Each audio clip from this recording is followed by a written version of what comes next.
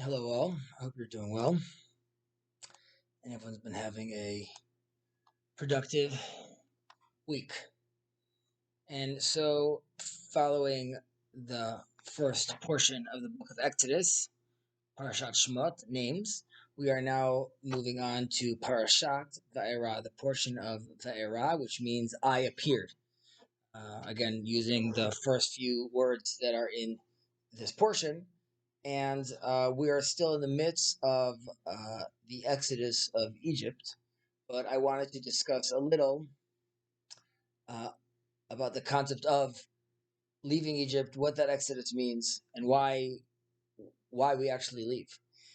We've mentioned in the past, and we'll talk about a little today, how there was a sense, or at least Joseph had a sense, where he would like to stay in Egypt and try to do work from within. And there really is a question: why did we need to leave Egypt? Why did we not collaborate from within? And like I said, this was an option at the beginning of our journey. Uh, the economy, or the use of the economy, definitely helps uh, create changes in the world. One of the main levers for that. And Joseph, Joseph, he thought that he could fix Egypt from within. And we are told that, or at least our sages explain, that when it says that Joseph was in Egypt, it means he could really think that he could integrate into the Egyptian nation and reform it from within. However, the Exodus itself is here to clarify that that way is not feasible. And if we really want to fix Egypt, we have to extract the gold from within it and ultimately take that gold symbolically and make a sanctuary for God, for there could be a divine presence where he could dwell, like we do with the tabernacle and eventually with the temple. And that way we could repair the whole world. So it's taking out the gold from Egypt and using it out to repair the world. And we see in this portion, we could see a hint of this when Pharaoh goes and tells Moses to go sacrifice to your God, to the Hebrew God, to the Israelites' God in the land. He says this in Exodus 8:21. Now Moses replies to Pharaoh that it would be wrong to do so because the Israelites sacrificing lambs would have been an abomination for the Egyptians who saw them as gods. And he asks, if we do that, they're going to stone us. In a certain sense, he's telling them that it's not correct to reform Egypt from within. It's too complicated to do that at this stage. And but it also begs the question, why, what do we really want to extract from Egypt? And we should bear in mind and take into consideration the fact that Egypt at the time was known for a tremendous amount of great strength in the world, also culturally speaking, and there was a great sense of the acknowledgement of God as well. They were aware of the divine presence in the world. The Egyptian theology was quite advanced. Another example of this, of a mini little exodus that we have, is every morning we put on a Egyptian ornament on our head. In ancient Egypt, it was customary to place a crown called datzfat, or in Hebrew in Hebrew language we called totfot, which the origin of that word is also probably uh, from datzfat, which is in Egyptian, or um, Urias, which means the cobra snake that was on the top of the crown that the pharaohs would wear, the ancient snake.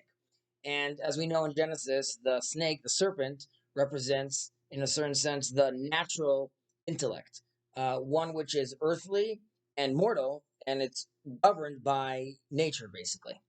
And while it's not inherently evil, our sages say that the evil inclination was riding the serpent, but not the serpent itself wasn't the evil inclination. It can't ascend. The snake, the serpent, can't ascend moral heights, and it doesn't have the awareness of free will, and that's why it's stuck in its famous loop of eating itself. The Egyptians saw that the human was a sophisticated evolution from a simpler form, but ultimately was still a product of nature, and it was lacking any moral autonomy. Uh, and this philosophy really led to the societal structure that the Egyptians had. That it didn't matter if you were a slave or a god.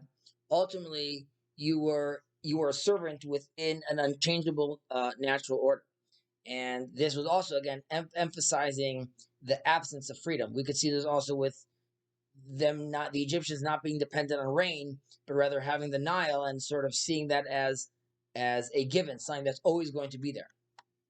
Uh, and the Torah refers to Egypt as the house of slaves, which is reflecting this deterministic view that the Egyptians have. So the Torah comes and says, we take this circular symbolic snake that we have and we turn it into phylacteries. The black boxes, which I'm sure you guys have seen, which sit on our head, they have straight lines symbolizing a moral value system, and they're differentiating between higher and lower moral values. The tefillin inside the tefillin, the phylacteries, they contain the essence of the knowledge about divine revelation, and it's expressed through the power of the exodus of Egypt and us overcoming the mental and the natural constraints that we were under.